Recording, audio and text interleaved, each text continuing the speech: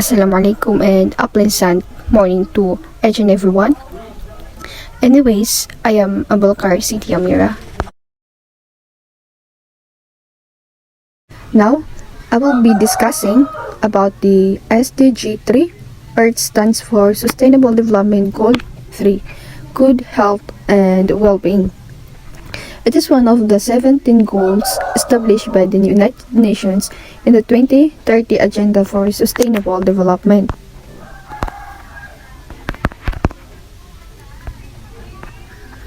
So, ang aim ng SDG na to is to ensure healthy lives and promote well-being for all at all ages. Since one of the main problems that facing here in the Philippines is the health, because a lot of people, or let's say children dito sa Philippines, is namamatay because of severe diseases. So let's proceed to the targets of this goal.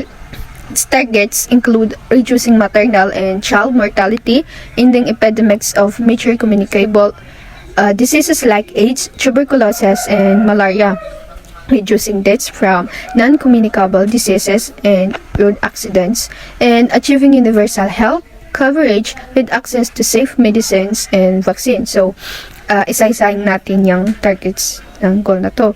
So, key targets within SDG 3 include reduce the global maternal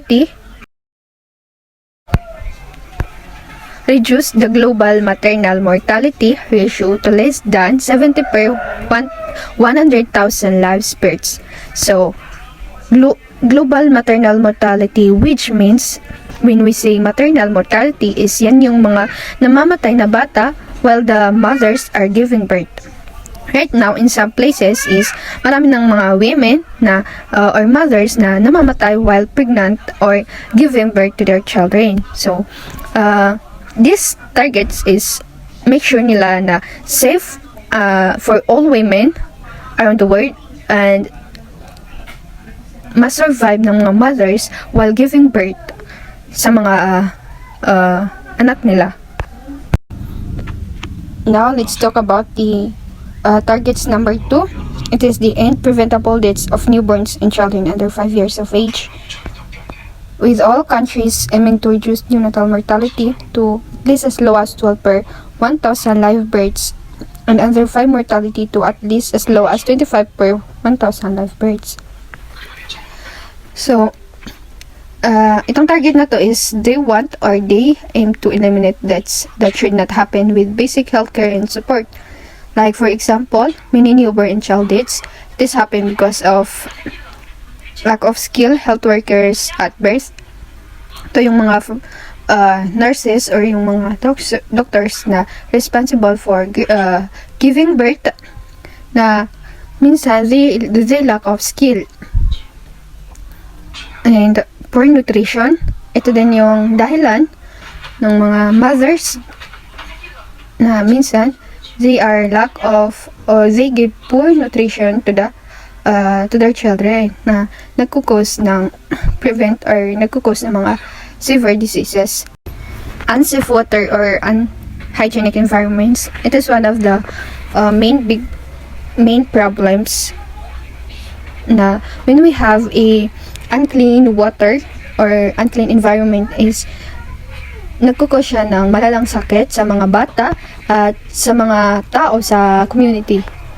So this goal is about making sure all children survive and grow up healthy no matter where they are born. It urges every country to improve healthcare and living conditions so that newborns and young children don't die from causes we can prevent with today's knowledge and resources. Dito naman tayo sa targets number 3. And the epidemics of AIDS, tuberculosis, malaria, and neglected tropical diseases, and combat hepatitis, waterborne diseases, and other communicable diseases. Now, when we say communicable diseases, is ito yung sakit na maaring makapasa sa isang tao or it is a transferable diseases.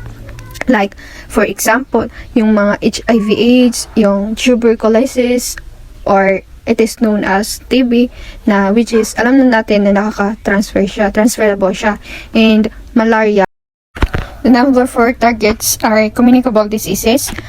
It has reduced by 1/3 premature mortality from non-communicable diseases through preventive treatment and promote mental health and well-being.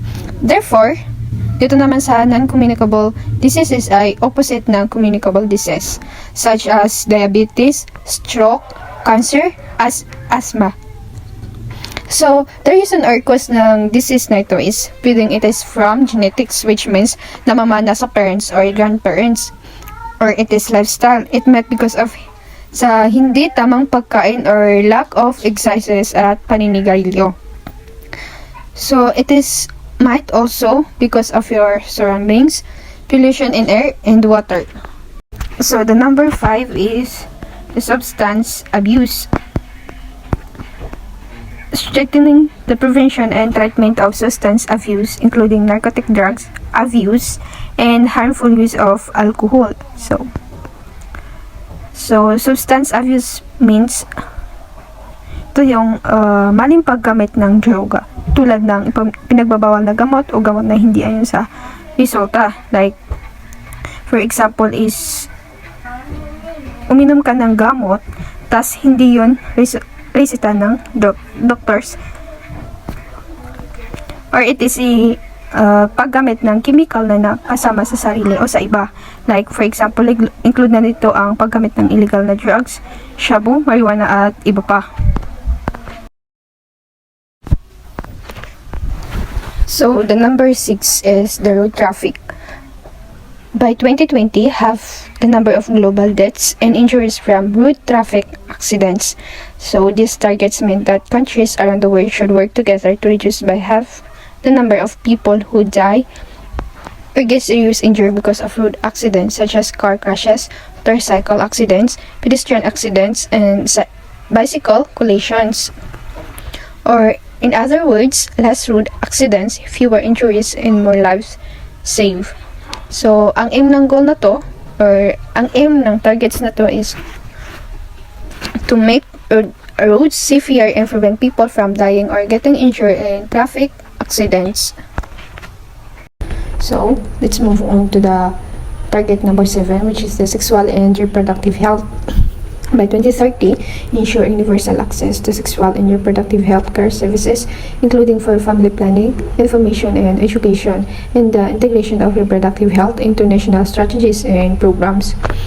This target is about making sure everyone can get the care information and support they need for their sexual and reproductive health, so they can make safe, informed choices and stay healthy. So, itong target na to is make sure nila that everyone can get the same opportunities and support in sexual and reproductive health. So, dito naman tayo sa number 8, which is the universal health coverage. Achieve universal health coverage, including financial risk protection, access to quality essential health care services, and access to safe, effective, quality, and affordable essential medicines and vaccine for all. The aim of these targets are to ensure that everyone has access to quality healthcare services, and their goal is to improve health outcomes, reduce health inequalities, at sila din yung responsible sa mga pagpapatupad ng mga batas and regulation and easy access to health. So, moving on, dito naman tayo sa mga challenges ng goal na to. So, one of the challenges that facing in this goal is that number 1 is limited access to quality healthcare. Many communities, especially in rural area and low-income areas, lack hospitals, clinics, or trained health workers. Long travel distance and high medical costs prevent people from seeking care, which means na yung mga communities na walang masyadong access to medical care, especially sa mga low-income area or sa mga rural, is nakakapunta pa sila sa mga lugar kung saan may mga healthcare. The problem is, if it's emergency, then mahirap silang makaabot sa mga hospital. So, number 2 naman tayo, insufficient health financing. Many countries spend too little on healthcare. Out-of-pocket expenses push millions into poverty every year. So, this emphasizes na yung mga officials na instead of building more hospitals sa mga rural area or sa mga have no access to healthcare, is ginagawa nila ay binubulsa na lang. That's why poverty is still one of the main issues that cannot address here in the Philippines and nowadays. Number 3, shortage of health workers. Global deficits of doctors, nurses, and midwives particularly in developing countries. Overwork and underpaid health professionals lead to burnout and migrations. It is very clear na in this is sa kakulangan ng mga health worker is nagli-lead sa burnout, overwork sa mga health professionals na minsan nanineglect nila yung mga patient dahil sa daming patient sa hospital. So number 4 is high maternal and child mortality. Many deaths are preventable through basic health services. Causes include inadequate prenatal care, lack of skilled birth attendants, and poor nutrition. So, I've already discussed this in the previous lesson that pregnant women and children are dying na minsan because sa mga medical workers ay di nasusurvive yung children or even the pregnant women. So, number 5, rise of non-communicable diseases. Diseases like heart disease, cancer, diabetes, and stroke are increasing worldwide, linked to unhealthy lifestyles, pollution, and aging population. So, ito yung pinaka-main problem sa Philippines, yung mga cancer, diabetes na ang daming namamatay because of these diseases. International Development Association's priorities and fragile and conflict-affected situations, countries align closely with those of other donors, showcasing a shared commitment to tackling the complex challenges faced by these countries. These figures indicates that $57 billion was committed to the health sector in fragile and conflict-affected countries between 2010 and 2022. This represents 38% of the total multilateral official financial flows from the International Development Association. This highlights the importance of health as a priority for investment in these vulnerable regions. In Figure 1.6, progress towards the Sustainable Development Goals varies considerably, but fragile contexts overall are at risk of being left behind. For SDG 3, on good health and well-being, in extremely fragile context, the bar shows its moderately increasing progress is happening, but at a modest pace. On the other fragile context, SDG 3 shows a mixed progress. A significant portion is on track or maintaining achievement, while others are stagnating or decreasing. And for the rest of the world, SDG 3 shows more progress with a larger percentage of context on track or maintaining achievements compared to fragile context. Moving on to the programs implemented in the Philippines that is dedicated to attaining SDG 3, good health and well-being. Existing programs and projects addressing health-related issues in fragile communities include Philippine Multi-Sectoral Nutrition Project, also known as PMNP. This project aims to increase the delivery of nutrition and health services in several municipalities, employing a whole-of-government approach to address child stunting by delivering nutrition-specific and sensitive interventions tailored for households with pregnant women and children aged 0 to 2 years old. Number 2 is the Bangsamoro Umpungan sa Nutrition, also known as Bangon Project. This project converges services to address the high incidence of hunger and malnutrition among children in the Bangsamoro Autonomous Region in Muslim Mindanao. It includes nutrition direct services, nutrition education and advocacy, and building resilient communities through livelihood skills training and access to potable drinking water. Number 3 is the community participation in water quality monitoring. In Lantapan, Bukidnon, a program promotes community understanding of linkages between human land use and water quality. Citizen teams monitor water quality and watershed stability in streams and lakes using inexpensive, simple test kits and other basic analytical tools. So these mentioned projects are among the project or programs implemented in the Philippines in addressing or in attaining SDG 3, So what is fragile states in accordance with the challenges and programs mentioned in the report? So, fragile states are those countries or regions with weakened institutions, inadequate governance, and vulnerability to crisis, hindering effective healthcare delivery and overall well-being. Key recommendations for achieving Sustainable Development Goal Number 3 or SDG 3 on good health and well-being focus on achieving universal health coverage, increasing health financing, developing the health workforce, and taking multi-sectoral actions on health determinants like pollution and poverty. These recommendations can be broadly categorized into policy and system recommendation, programmatic and intersectoral actions, and individual and community engagement. So the first one is the policy and system recommendations.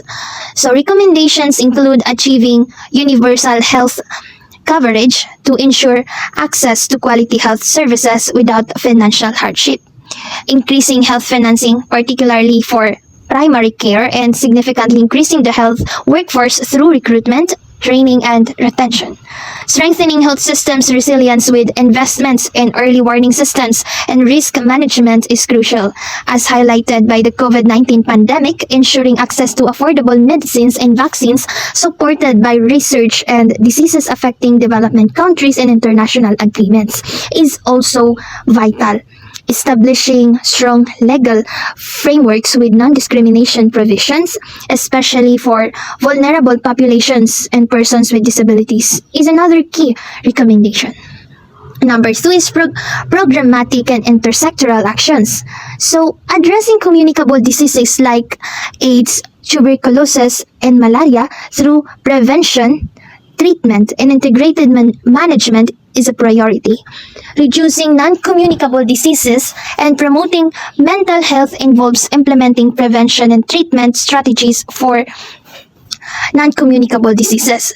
Reforming legislation to eliminate discrimination in mental health services. Developing community-based support and strengthening substance abuse prevention and treatment. Improving maternal and child health by reducing mortality and ending preventable deaths of young children is crucial. Promoting sexual and reproductive health includes ensuring universal access to care and family planning information. So, tackling environmental health risk by aligning health policies with environmental goals to reduce deaths from population and chemicals is also recommended, as is enhancing road safety to halve traffic accident deaths and injuries. Lastly, individual and community engagement. So, promoting healthy lifestyles through good nutrition, physical activity, and hygiene in communities and schools is important. Raising public awareness about preventive health, healthy living, and the right to quality healthcare services is also key. In conclusion, achieving Sustainable Development Goal 3 is interconnected with other SDGs such as poverty reduction, zero hunger, quality education, and clean water and sanitation. Effective implementation requires a multi-sectoral, rights-based approach and strong international cooperation as outlined in the Global Action Plan for Healthy Lives and Well-being for All. That would be all. Thank you.